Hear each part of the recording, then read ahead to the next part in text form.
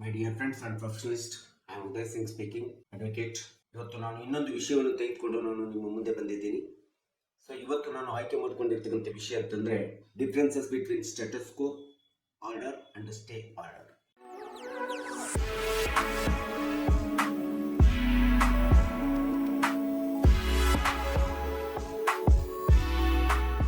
Status quo ಮತ್ತು stay ಆರ್ಡರ್ಗೆ ಏನು ವ್ಯತ್ಯಾಸ ಇದೆ CPC 1908 ಅಲ್ಲಿ ಅಂತೇಳಿ ನಾವು ಇವತ್ತು ತಿಳ್ಕೋಬೇಕಾಗಿದೆ. ಯಾವುದೇ ಒಂದು ಸಿವಿಲ್ ದಾವೆಯನ್ನ CPC 1908 ಅಲ್ಲಿ ನ್ಯಾಯಾಲಯದ ಒಳಗಡೆ ಹೂಡಿದಂತ ಸಂದರ್ಭದಲ್ಲಿ ಅದು ಆಸ್ತಿಗೆ ಸಂಬಂಧಪಟ್ಟಿರ್ಬೋದು ಅಥವಾ ಉದ್ಯೋಗದ ವಿಷಯಗಳಿಗೆ ಸಂಬಂಧಪಟ್ಟಂತ ಸಂದರ್ಭದಲ್ಲಿ ನಾವು ಸಹಜವಾಗಿ ಕಕ್ಷಿದಾರರಿಗೆ ಎರಡು ಆದೇಶಗಳನ್ನು ನಾವು ತೆಗೆಸ್ಕೊಡ್ತೀವಿ. ಆ ಎರಡು ಆದೇಶಗಳಂತಂದ್ರೆ ಮೊನ್ನೆದು ಸ್ಟೇಟಸ್ ಕೋ ಆರ್ಡರ್ ಇರ್ಬೋದು, ಇನ್ನೊಂದು ಸ್ಟೇ ಆರ್ಡರ್ ಇರ್ಬೋದು.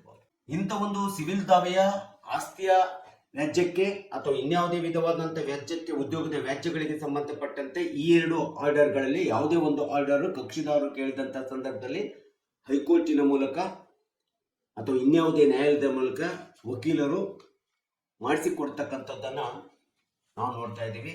ಅದು ಸ್ಟೇ ಆರ್ಡರ್ ಇರ್ಬೋದು ಅಥವಾ ಸ್ಟೇಟಸ್ ಕೋ ಆರ್ಡರ್ ಇರ್ಬೋದು. CPC 1908 ಒಳಗಡೆ ಸ್ಟೇಟಸ್ ಕೋ ಆರ್ಡರ್ ಮತ್ತು ಸ್ಟೇ ಆರ್ಡರ್ ಎಂಬತಕ್ಕಂಥ ಎರಡು ಆದೇಶಗಳು ಒಂದು ಪ್ರಮುಖವಾದಂತ ಪಾತ್ರ ನಿರ್ವಹಣೆಯನ್ನು ಮಾಡ್ತವೆ. ಆದರೆ ಎರಡು ಆದೇಶಗಳು ಒಂದೇ ಆಗಿರುವುದಿಲ್ಲ. ಒಂದು ಆದೇಶ ಇನ್ನೊಂದು ಆದೇಶದಿಂದ ತುಂಬಾ ವ್ಯತಿರಿಕ್ತತೆಯನ್ನು, ವ್ಯತ್ಯಾಸವನ್ನು ಹೊಂದಿರತಕ್ಕಂಥದ್ದನ್ನ ನಾವಿಲ್ಲಿ ನೋಡಬಹುದಾಗಿದೆ. ಹಾಗಾದ್ರೆ ಸ್ಟೇಟಸ್ ಕೋ ಆರ್ಡರ್ ಅಂದ್ರೆ ಏನಂತೇಳಿ ಬಂದಂತ ಸಂದರ್ಭದಲ್ಲಿ ಯಾವುದೇ ಒಂದು ಆಸ್ತಿಯ ವ್ಯಾಜ್ಯ ಅಥವಾ ಪ್ರಾಪರ್ಟಿ ಶೂಟು ಇಬ್ಬರು ವ್ಯಕ್ತಿಗಳಲ್ಲಿ, ವಾದಿ ಮತ್ತು ಪ್ರತಿವಾದಿಗಳಲ್ಲಿ ನಿರ್ಮಾಣ ಆಗಿ ನ್ಯಾಯಾಲಯದೊಳಗಡೆ ಬಂದಂತ ಸಂದರ್ಭದಲ್ಲಿ ಅಂತ ಒಂದು ಆಸ್ತಿಯ ವಿವಾದಕ್ಕೆ, ಅಂತ ಒಂದು ಆಸ್ತಿ ವಿವಾದದೊಳಗಡೆ ಯಾವುದೇ ವಿಧವಾದಂತ ಮೂರನೇ ವ್ಯಕ್ತಿ ಪ್ರವೇಶ ಆಗದೆ, ಮೂರನೇ ವ್ಯಕ್ತಿಯ ಹಸ್ತಕ್ಷೇಪವಾಗದೆ ಅಂತ ಒಂದು ವ್ಯಾಜ್ಯದ ಆಸ್ತಿ ಪ್ರಾಪರ್ಟಿ ಯಥಾಸ್ಥಿತಿಯಲ್ಲಿ ಇರತಕ್ಕಂಥದ್ದನ್ನ, ಯಥಾಸ್ಥಿತಿಯಲ್ಲಿ ಒಯ್ಯುವಂಥದ್ದನ್ನ ಅಥವಾ ಯಥಾಸ್ಥಿತಿಯಲ್ಲಿ ಇರಬೇಕಂತೇಳಿ ವಾದಿ ಮತ್ತು ಪ್ರತಿವಾದಿಗಳಿಗೆ ಆದೇಶಿಸುವಂತ ಒಂದು ಆಜ್ಞೆಯನ್ನೇ ನಾವು ಸ್ಟೇಟಸ್ ಕೋ ಆರ್ಡರ್ ಅಂತ ಹೇಳ್ತೀವಿ.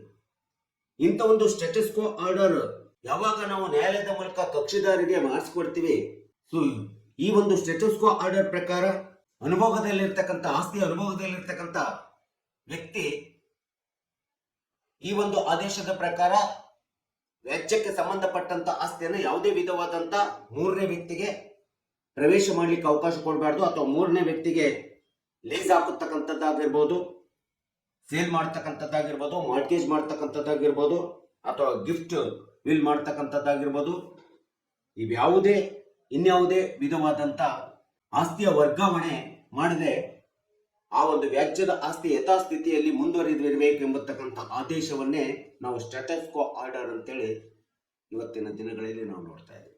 ಇಂಥ ಒಂದು ಸ್ಟೇಟಸ್ ಕೋ ಆದೇಶವನ್ನ ಯಾವುದೇ ಒಂದು ನ್ಯಾಯಾಲಯ ಮಾಡಬೇಕಾದ್ರೆ, ಅದು ಹೈಕೋರ್ಟ್ ಇರ್ಬೋದು, ಇನ್ಯಾವುದೇ ನ್ಯಾಯಾಲಯಗಳು ಮಾಡಬೇಕಾದ್ರೆ ಇದರಲ್ಲಿ ಎರಡು ಅತಿ ಪ್ರಮುಖವಾದಂತ ಕಾಂಪೊನೆಂಟ್ಸ್ ಗಳನ್ನ, ಎಲಿಮೆಂಟ್ಸ್ ಗಳನ್ನ ಅಥವಾ ಅಂಶಗಳನ್ನ ನಾವು ನೋಡ್ತೀವಿ.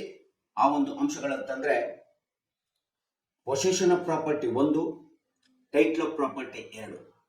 ಈ ಎರಡು ಪ್ರಮುಖ ಅಂಶಗಳನ್ನ ಯಾವಾಗಲೂ ಸಹ ಸ್ಟೇಟಸ್ ಕೋ ಆರ್ಡರ್ ಹೊಂದಿರತಕ್ಕಂಥದ್ದನ್ನ ನಾವು ನೋಡ್ತೀವಿ.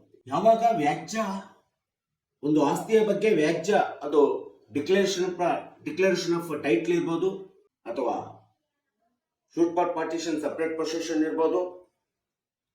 ಸೊ ಇಂಥ ಒಂದು ವ್ಯಾಜ್ಯ ನ್ಯಾಯಾಲಯದಲ್ಲಿ ಬಂದಂತ ಸಂದರ್ಭದಲ್ಲಿ possession of property, title of property ಎಂಬತಕ್ಕಂಥ ಏನಿದೆ, ಯಾವಾಗ ಒಬ್ಬ ವಾದಿ ಅಥವಾ ಪ್ರತಿವಾದಿಯ ಸ್ವಾಧೀನತ್ವದಲ್ಲಿರ್ತದೆ.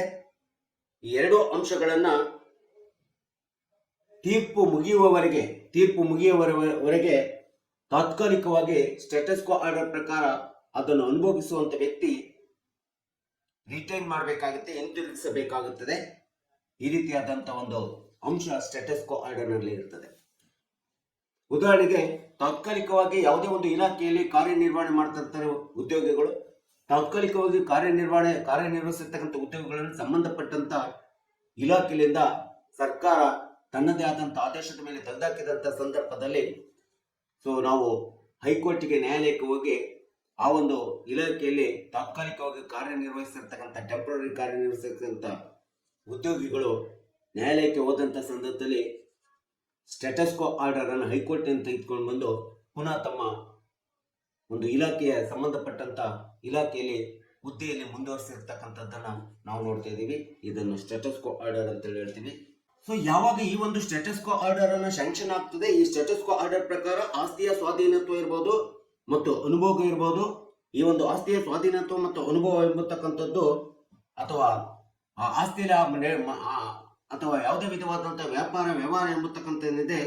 ಈ ಸ್ಟೇಟಸ್ ಕೋ ಆರ್ಡರ್ ಪ್ರಕಾರ ಎಲ್ಲ ಅನುಭೋಗದ ಮತ್ತು ಆಸ್ತಿಯ ಎಲ್ಲ ವ್ಯವಹಾರಗಳನ್ನ ಯಥಾಸ್ಥಿತಿಯಾಗಿ ಮುಂದುವರಿಸಿಕೊಂಡು ಹೋಗತಕ್ಕಂಥ ಚಟುವಟಿಕೆಗಳನ್ನ, ಎಲ್ಲವುಗಳನ್ನು ಅನುಭೋಗದ ವ್ಯವಸ್ಥೆಯನ್ನ, ಚಟುವಟಿಕೆಗಳನ್ನ ಮತ್ತು ಆಸ್ತಿಯ ಸ್ವಾಧೀನತ್ವವನ್ನ ನಿರಂತರವಾಗಿ ಅನುಭವಿಸಿಕೊಂಡು ಹೋಗ್ಲಿಕ್ಕೆ ಎಲ್ಲ ಚಟುವಟಿಕೆಗಳನ್ನು ಅನುಭವಿಸಿಕೊಂಡು ಹೋಗ್ಲಿಕ್ಕೆ ಒಂದು ಅವಕಾಶವನ್ನ ಸ್ಟೇಟಸ್ ಕೋ ಆರ್ಡರ್ ಮಾಡಿಕೊಡ್ತದೆ.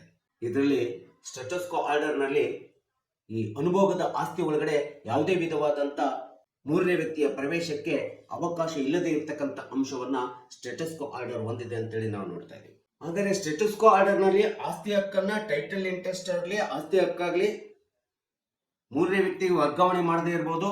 ಆದ್ರೆ ಆ ಒಂದು ಮಿಸ್ ದ ಪ್ರಾಫಿಟ್ ಅಂತ ಹೇಳಿದೆ, ಆ ಮಿಸ್ ದ ಪ್ರಾಫಿಟ್ ಅನ್ನ ಸ್ವಾಧೀನದಾರನಿಗೆ ತಡೆ ಹಿಡಿಯುವಂತ ಅಧಿಕಾರವನ್ನ ಸ್ಟೇಟಸ್ ಕೋ ಆರ್ಡರ್ ಹೇಳ್ತದೆ. ಸೊ ಈ ರೀತಿಯಾದಂತ ಸ್ಟೇಟಸ್ ಕೋ ಆರ್ಡರಿನ ಒಂದು ವಿವರಣೆ ವಿಶ್ಲೇಷಣೆ ನಾವು CPC 1908 ಅಲ್ಲಿ ಯಾವುದೇ ಒಂದು ವ್ಯಾಜ್ಯದಲ್ಲಿ ನಾವು ನೋಡ್ತಾ ಇದ್ದೀವಿ.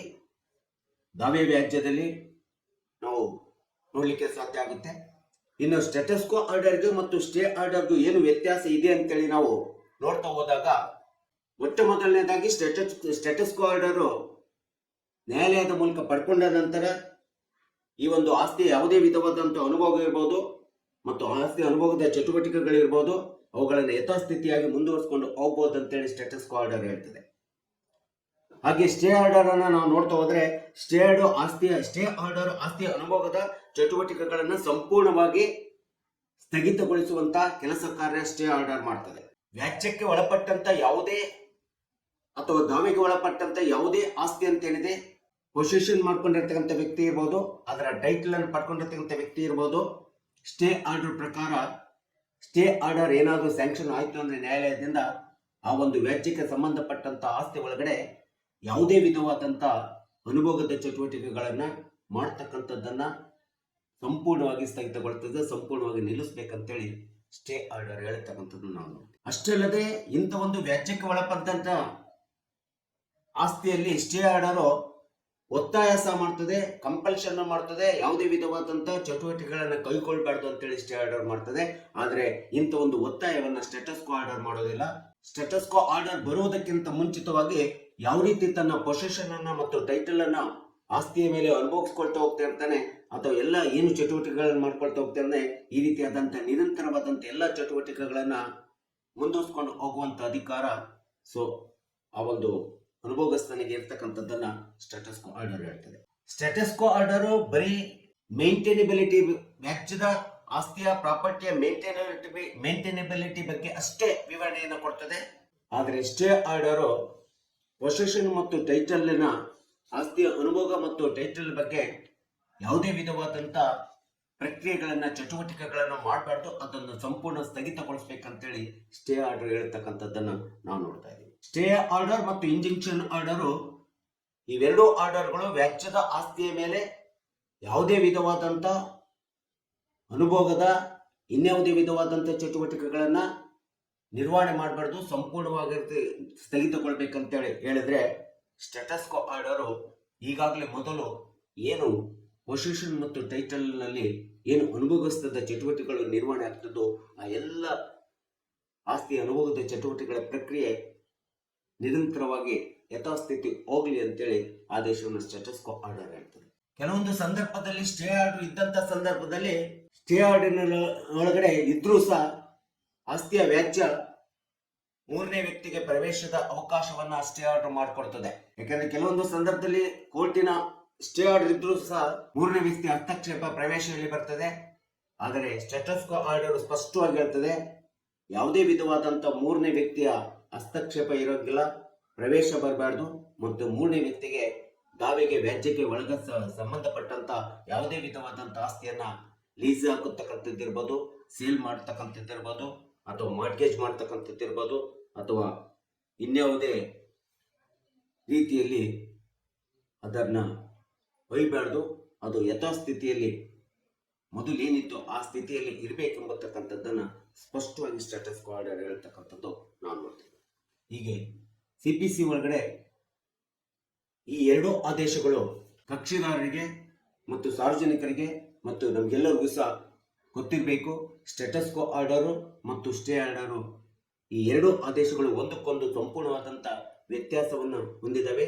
ಸ್ಟೇಟಸ್ ಕೋ ಆರ್ಡರಿಗೂ ಮತ್ತು ಸ್ಟೇ ಆರ್ಡರ್ಗೂ ಇರ್ತಕ್ಕಂಥ ಹೇಳಿಕೆಗಳು ಮತ್ತು ಅವು ಹೇಳ್ತಕ್ಕಂಥ ವಿವರಣೆ ಏನಿದೆ CPC 1908 ಅಲ್ಲಿ ಎಂಬತಕ್ಕಂಥದ್ದನ್ನು ತಿಳ್ಕೋಬೇಕೆಂಬತಕ್ಕಂಥ ಉದ್ದೇಶವನ್ನು ಇಟ್ಕೊಂಡು ನಾನು ಈ ವಿಡಿಯೋನ ಹೇಳಿದ್ದೀನಿ.